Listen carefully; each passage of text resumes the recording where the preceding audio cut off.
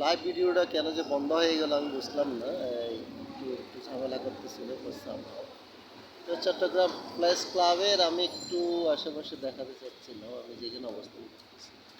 দেখেন কী পরিমাণ গাড়ি, কী পরিমাণ ট্রাফিক, কী পরিমাণ মাস। তো আজকে আমার চতুর্থ দিনের কর্মসূচি। তো 8, 9, 10 আমি করছি চারাগিপার মোড়ে। গতকাল 11ই সেপ্টেম্বর কোনো কর্মসূচি করি নেই। তো আজকে হচ্ছে 12ই সেপ্টেম্বর, আজকে প্রেস ক্লাবের সামনে আসি। আমি লাইভ করতেছিলাম ফেসবুকে, হঠাৎ আমার লাইভটা বন্ধ করে দিয়েছে ফেসবুক। কি একটা ঝামেলা হয়েছে বুঝলাম না, বারে বারে নোটিফিকেশন আসতেছিল। হাউ এবার আমি এখন এই আমার রেকর্ডেড ভিডিওটা আমি আপলোড করব। আশা করি আপনারা শুনতে পাবেন। আমি জানি না সাউন্ডটা ঠিক মতো রেকর্ড হচ্ছে কিনা। আসলে কয়েকটা জিনিস হয়তো ভুলে যাবে, একটু বলে ফেলি যখন এটা মনে পড়তেছে। এই বুঝলাম না আপনার এই যে ন্যাশনাল ইস্যুগুলো নিয়ে মানুষ তেমন কাজ করে না, ন্যাশনাল বা ইন্টারন্যাশনাল মানে জাতীয় বা বৈশ্বিক সমস্যাগুলো নিয়ে। কিন্তু দেখেন মানুষ ওই মানে ব্যক্তিগত ইস্যুগুলো নিয়ে, ছোটো ছোটো ইস্যুগুলো নিয়ে মানুষ যথেষ্ট চিল্লাচিল্লি করে, যথেষ্ট কাজ করে, যথেষ্ট কেউ সৃষ্টি করে। তো আমার লুকটা একটু ভিন্ন। আমি সবসময় একটু ন্যাশনাল ইস্যুগুলো নিয়ে আমার কাজ করতে ভালো লাগে, যেগুলো নিয়ে মানুষ সাধারণত কথা বলে না, বা কথা বললেই ওইগুলোর জন্য আসলে একটা কন্টিনিউয়াস একটা ভয়েস রেজ করা, যেগুলো করে না। আমি এগুলো নিয়ে কাজ করার পক্ষে, এগুলো নিয়ে আমি আওয়াজ তোলার পক্ষে। তো এখন ব্যাপার হচ্ছে কি, দেখা যাক, আমি আমার মতো কাজ করতেছি। এটার ফল বয়ে আনা বা ফল না আসা এটা তো বেসিক্যালি আমার কাজ নয়। কারণ আপনারা জানেন পরিবেশ অধিদপ্তর বলতে একটা অধিদপ্তর আছে যারা এটার জন্য কাজ করে, যারা এটার জন্য স্যালারি ড্র করে, যারা এটার জন্য বেতন পায়।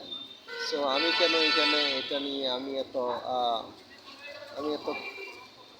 কথা বলতে যাব, বা আমি কেন এত শোরগোল করতে যাব? হ্যাঁ, এখানে একটা কথা আসে কি, এটা হচ্ছে আমার একটা রেসপন্সিবিলিটি এই কারণেই, যেহেতু তারা কাজ করে না, সুতরাং আমার কাজ হচ্ছে কি তাদের কাজটা স্মরণ করাই দেওয়া, মনে করাই দেওয়া যে আপনারা কেন আপনাদের কাজগুলো করতেছেন না। হ্যাঁ, এটার জন্য আমি যেটা করতে পারি একটা রিমাইন্ডার দিতে পারি, যে আপনারা আপনাদের কাজটা করতেছেন না কেন, এইটুকুই আমি করতে পারি। হ্যাঁ, তো এর চেয়ে আসলে বেশি কিছু করার আমার আমার আমার আমার ইয়াতে নাই আর কি, আমার সামর্থ্য নাই। তো কারণ আমার কথা হচ্ছে, তারা যেহেতু এটার জন্য স্যালারি পাচ্ছে, এই কাজের মাস শেষে ওইখানে কোনো দেরি হয় না। আপনারা জানেন এগুলা সরকারি প্রতিষ্ঠান, তো তাদেরকে কেন মনে করাই দিতে হবে? ইভেন এমন এটা একটা প্রশ্ন। আরও একটা ইস্যু হচ্ছে কি, এখানে তারা আমি শেয়ার করছি, আপনারা যারা অথবা দেখছেন বা দেখেননি তাদের অবগতির জন্য, সবার অবগতির জন্য, আগস্টের 27 তারিখ একটা দরখাস্ত দিয়ে আসছি পরিবেশ অধিদপ্তর চট্টগ্রাম অফিসে গিয়ে, যে আপনারা শব্দ দূষণটা আপনারা নিয়ন্ত্রণ করেন, এটা তো আপনাদেরই কাজ। হ্যাঁ, এবং মুখিয়েও বলছি। তো দেখা যাচ্ছে এটা নিয়ে আসলে তাদের কোনো মানে অ্যাটেনশন নেই। আজকে 12 তারিখ, আজকে 12ই সেপ্টেম্বর 2024, আমি দরখাস্ত দিয়ে আসছি 27শে আগস্ট 2024। তো চিন্তা করেন কতদিন, অলরেডি 15 দিন তো মিনিমাম হয়েছে, মানে আধা মাস। তো একটা এক্স্যাক্টলি হিসাবটা বললাম না আর কি, এক্স্যাক্টলি হিসাব করলে ওই দিক দিয়ে 4 দিন, আজকে হচ্ছে আপনার 12 দিন, তাহলে 16 দিন হয়, বা 15 দিন ধরেন, কোনো ফিডব্যাক নাই, কোনো কাজ নাই। তারা আমাকে আর প্রশ্ন করছে শব্দ দূষণ কোথায় হচ্ছে। আমি বললাম ভাই, শব্দ দূষণটা আপনার অফিস থেকে বেরিয়ে রাস্তায় গেলেই তো আপনি পাচ্ছেন, এটা তো আমাকে জিজ্ঞেস করা লাগে না। যদি বলে একটা স্পেসিফিক্যালি বলেন, তো আমাকে জিজ্ঞেস করলো। আমি বললাম যে কি আপনার বাংলাদেশের যে কোনো জায়গায় যান, এখানে শব্দ দূষণ হচ্ছে। উনি যখন জিজ্ঞেস করলো আপনি কোথায় থাকেন, তখন আমি অ্যাড্রেসটা বললাম আমি চাঁদগাঁও 4 নং ওয়ার্ডে থাকি। তখন উনি বললো ঠিক আছে, আমরা চাঁদগাঁও 4 নং ওয়ার্ডে গিয়ে আমরা এটা নিয়ে কাজ করবো, অসুবিধা নেই। এরপরে কয়েকদিন পরে ওনাকে মেসেজ দিলাম, ফোন করলাম, উনি বলতেছে আমি তো ঢাকায় মিটিংয়ে আছি। দেন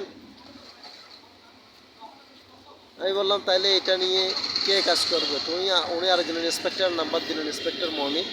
তো ওনাকে হোয়াটসঅ্যাপে নক দিলাম, উনিও সেম মেসেজ দিল যে আমি ঢাকায় আসছি, আমি তো ট্রেনিংয়ে আছি, আপনি আরেকটা ম্যাডামের নাম্বার দিল, ওনার সাথে যোগাযোগ করেন।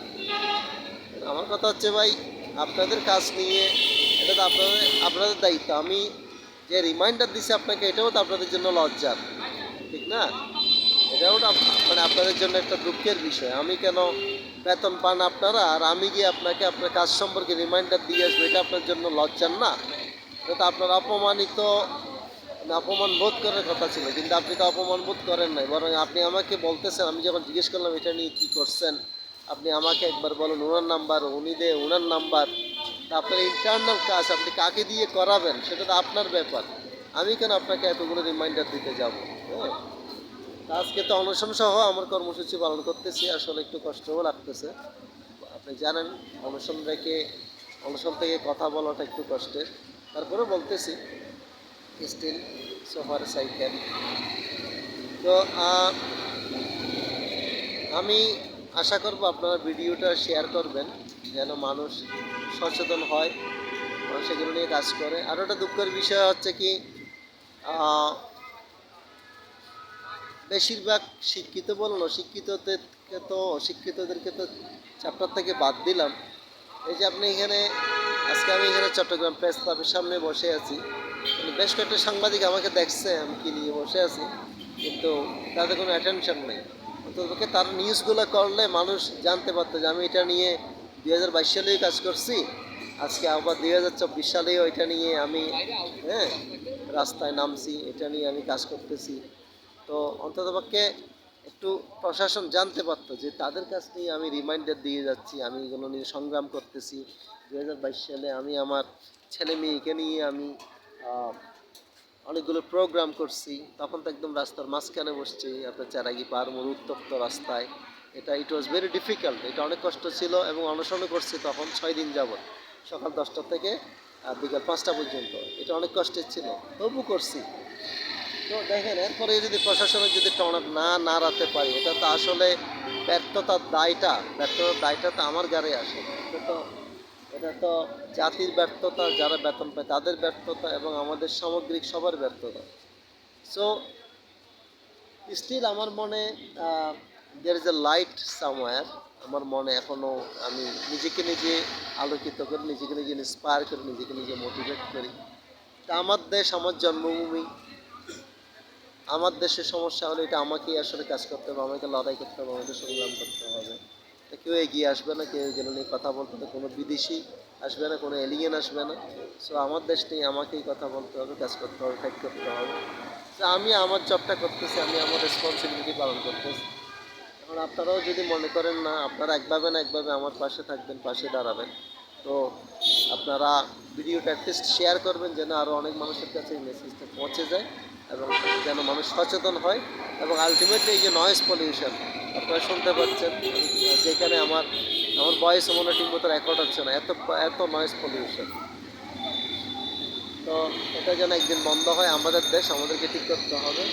এবং আরও আরও শখ হবেন আপনারা, এই কামালখানে বসে আছি, ও মাই গড, এটা হচ্ছে একটা নো হর্ন জোন, এখানে শব্দ দূষণ করা যাবে না, এটা একটা নীরব এলাকা হিসাবে ঘোষণা করা আছে।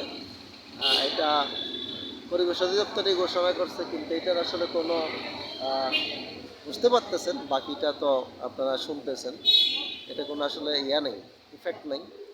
সো ভালো লাগলে, যদি ভালো লাগে, মনে হয় আমার ভয়েসটা হাজারো মানুষের কাছে, আপনাদের মাধ্যমে অনেক মানুষের কাছে পৌঁছে যাওয়া দরকার, মিলিয়ন মিলিয়ন মানুষের কাছে, কোটি কোটি মানুষের কাছে। আপনারা শেয়ার করবেন। আমি তাহলে এতটুকুতেই রাখছি, বাকিটা আপনাদের দায়িত্ব।